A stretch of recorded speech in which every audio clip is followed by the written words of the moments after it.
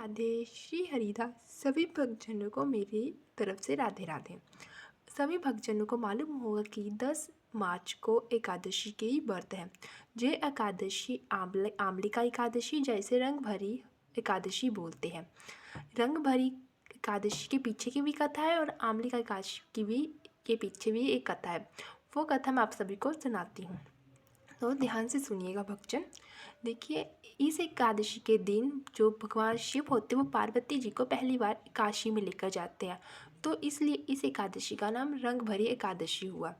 तो आमलिका एकादशी क्यों कहा जाता है उसके पीछे की कथा मैं आपको सुनाती हूँ।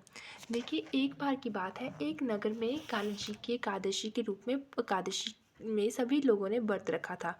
उन्होंने पूरी रात जाकर कान्हा जी का कीर्तन किया और कथा की। उसी समय एक शिकारी उसे शिकार नहीं मिला, वो भूखा प्यासा वहाँ मंदिर में आ गया जहाँ पर कान्हा जी की एकादशी का कीर्तन चल रहा था। वहाँ पर आंवले के रूप में भोग लगाया गया था कान्हा जी को। इस तरह जो वो शिकारी था वो भी वहाँ पर बैठ गया और उसने भी एकादशी का अनजाने में ही व्रत कर लिया, क्योंकि उसे शिकार तो मिला नहीं, तो वो भूखा प्यासा वहीं पर बैठकर उसने ध्यान से विष्णु जी की कथा सुनी एकादशी की और साथ में जागरण किया। उसके बाद कुछ दिनों बाद उसके शिकारी की अगले दिन मृत्यु हो गई। अब उसने अनजाने में तो एकादशी कर ली थी, तो इसलिए अगले जन्म में वो एक राजा का पुत्र बना। उसका नाम था बसुरथ। जो बसुरथ था बहुत ज़्यादा शक्तिशाली राजा था और बहुत ही अच्छा था।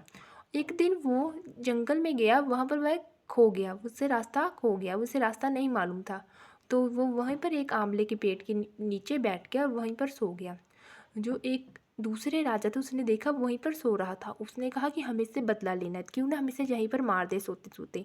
तो उन्होंने उस पर शस्त्रों से वार किया, पर लेकिन जो बसुरथ था उसने कान्हा जी के एकादशी का व्रत किया हुआ था पिछले जन्म में, तो विष्णु जी को भी उसका रक्षा करने के लिए पृथ्वीलोक पर आना पड़ा। तो जैसे ही उन्होंने हथियार मारे तो वो हथियार फूलों के समान उस पर बरस पड़े, उस हथियारों से कुछ भी नहीं हुआ। इस तरह जब विष्णु जी ने उसकी रक्षा की, जब वो सुबह उठकर देखा तो उसके सारे शत्रु वहीं पर मरे पड़े थे।